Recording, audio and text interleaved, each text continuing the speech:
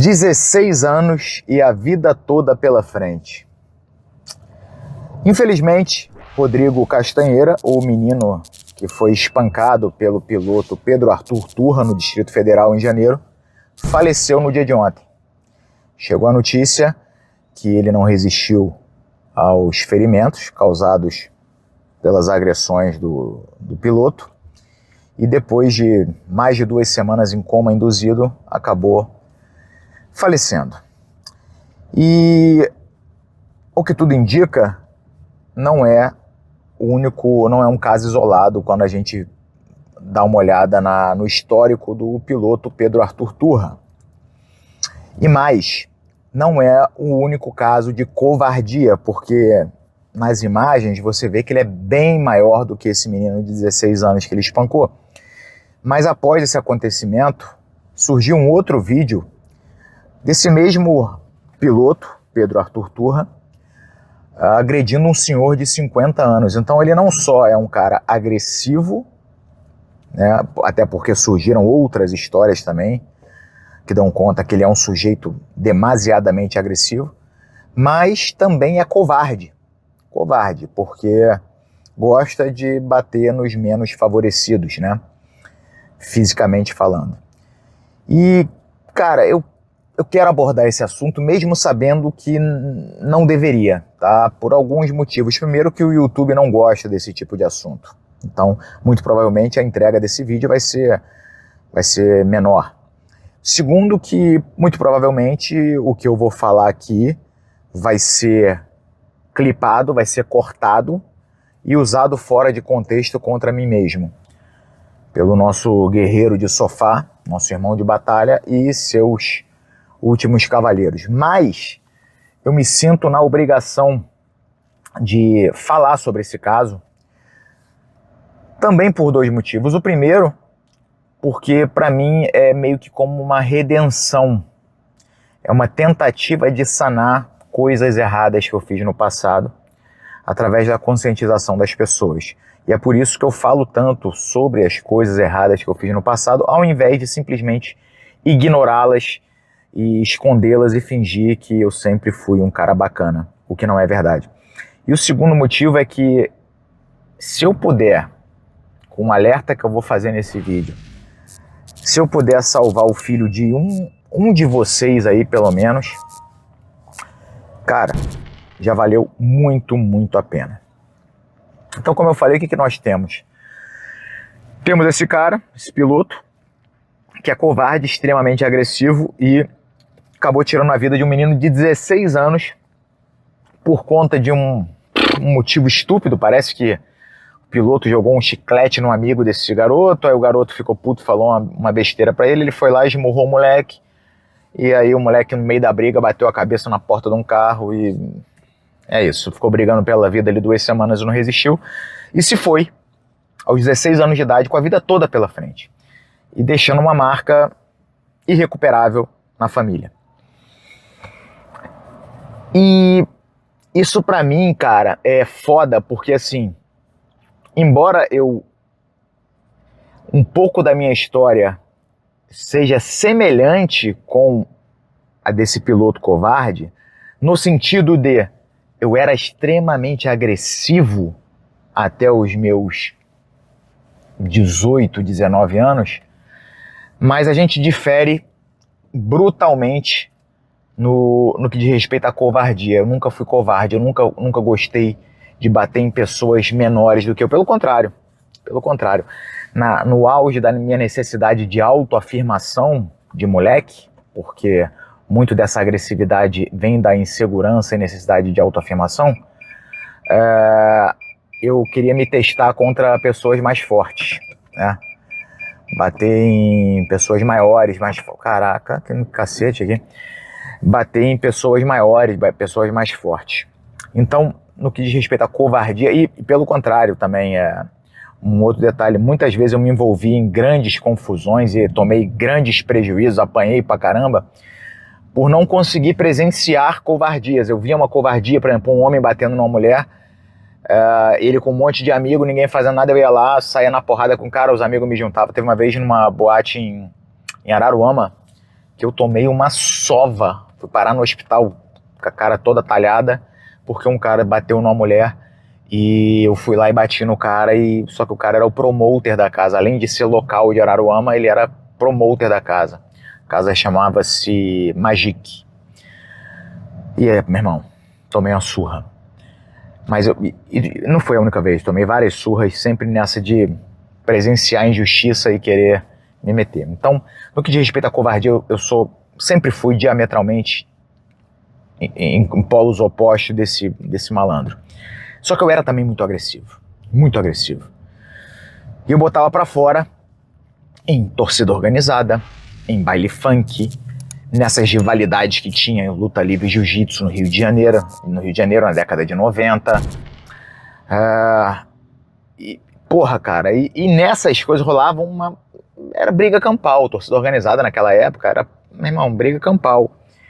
Então rolavam diversas atrocidades no meio da porradaria. E muita gente se machucava seriamente. E olhando para trás, eu vejo que isso tudo tem diversas raízes, né? Desde uma frustração com alguma realidade da sua vida, até uma necessidade de autoafirmação, até, sei lá, revolta com pai, com mãe, uma porrada de coisa. Mas uma vez que você identifica isso, quem me salvou, graças a Deus, foi o meu mestre. Por isso que eu falo, por isso que eu levo tão a sério a luta e por isso que eu sou tão apaixonado mesmo pelo meu mestre, porque tudo que eu tenho, a minha vida, eu devo a ele, literalmente. Eu muito provavelmente não estaria vivo se não fosse o meu mestre. Que ao perceber essa minha agressividade, ele me deu um ultimato. Ele sabia que eu gostava de competir, de treinar, de competir. Falou, cara, se você for a mais um jogo dentro da torcida organizada, você não pisa mais na academia. E aquilo me segurou minha onda pra caramba. E aí, com o tempo, lógico, você começa a luta, a arte marcial, ela te dá isso, ela te dá uma confiança, e aí você perde essa necessidade de autoafirmação. Você passa a ter consciência da sua capacidade física, de quem você é, do que você pode fazer com qualquer pessoa, e você passa a ter consciência, inclusive, de que você precisa evitar uma situação de confronto, porque a chance de dar uma merda é muito grande. Então, e com o tempo você vem amadurecendo no que diz respeito à inteligência emocional e etc. E de forma que hoje eu sou um cara que, assim, eu evoluí assustadoramente enquanto pessoa, em matéria de caráter, tudo. Eu hoje me considero, muito dono do controle da minha mente, dos meus sentimentos, só que o meu passado de ser extremamente agressivo ainda faz com que eu evite diversas situações. Por exemplo, você dificilmente vai me ver numa noitada, não vou. Você dificilmente vai me ver num lugar onde tem pessoas bêbadas. Se eu tô num lugar, a galera começa a beber demais, eu já saio. A minha vida é muito casa, academia, casa, academia, casa, academia, porque, como eu falo com os meus alunos, a gente que escolheu a luta, né? Todo mundo ali escolheu a luta por um fantasma que tem. Ninguém, falando, né, no quesito profissional da coisa, ninguém resolve ser profissional de luta se você não tiver algum problema, malandro. Porque, tu vai estar ali passando 5, 6 horas de perrengue por dia no treinamento. Ninguém tentando quebrar teu braço, quebrar tua perna, te estrangular e vice-versa. E a vida inteira nisso, se machucando. Então, assim, nós não somos pessoas normais. A gente não pode ficar vivendo em noitada. Não é lugar pra gente. E hoje, apesar de eu ter, cara, um controle emocional muito grande, apesar de... se eu tiver com a minha mulher, com os meus filhos, numa situação, vem um cara doidão, esbarra no meu filho, fala uma bobagem pra mim, entendeu? Passa a mão na minha mulher, cara, vai dar uma merda muito grande, vai dar uma merda grande e com grandes chances, inclusive, de alguém perder a vida. Então, por saber disso, eu evito aglomeração, evito esse tipo de coisa. E onde é que vai ficar esse meu alerta nessa porra desse papo todo? O meu alerta, ele fica no sentido de que você que tem um filho, você consegue perceber cedo, não adianta você fechar os olhos, você consegue perceber cedo que o teu filho é agressivo. E aí não adianta começar com desculpa, porque hoje, não, ele tem TDAH, ele tem autismo, ele tem não sei o quê. Tá, pode ser que tenha, pode ser que não, porque tem muito mau diagnóstico nisso, né, hoje em dia. Mas você, cara, peque pelo excesso de zelo nesse momento e coloque o seu filho numa arte marcial. Mas, alto lá. Antes de você colocar o seu filho numa arte marcial, pesquise quem é o professor a quem você vai entregar o seu filho. Não adianta ser um professor muito competente na formação de campeões, ou seja, cara, essa academia é muito boa, ela forma diversos campeões. Tá, mas qual que é a postura desses campeões? Qual que é a postura desse professor? Ah, não, os caras são agressivos, os caras batem nos outros na rua. Não faz isso. Não faz isso. Não vai buscar professor, vai buscar mestre, mentor. É disso que pessoas naturalmente violentas precisam, de um mentor. E precisam de um ambiente onde elas possam extravasar a sua agressividade, para que elas tenham tempo de aprender a controlar e canalizar essa energia da agressividade em prol de algo positivo, algo benéfico, que pode ser desde uma competição até, sei lá, meu irmão, até, não quero competir, mas eu gosto de fazer um sparring dentro da academia. Um ambiente controlado onde você pode extravasar. E a arte marcial, ela é maravilhosa para moldar caráter desde que você tenha um bom mestre. Então, a arte marcial poderia ter salvo os dois, porque agora, infelizmente, o menino de 16 anos perdeu a sua vida, o outro covardão vai estar preso e vai ficar um bom tempo preso, porque matou alguém, e espero que fique. Porém, ao sair, a tendência é que ele repita, porque é um comportamento recorrente. E a gente sabe muito bem que o sistema penitenciário brasileiro, ele faz de tudo menos sanar problemas que as pessoas têm quando entram lá. Pelo contrário, as pessoas tendem a sair piores do que entraram.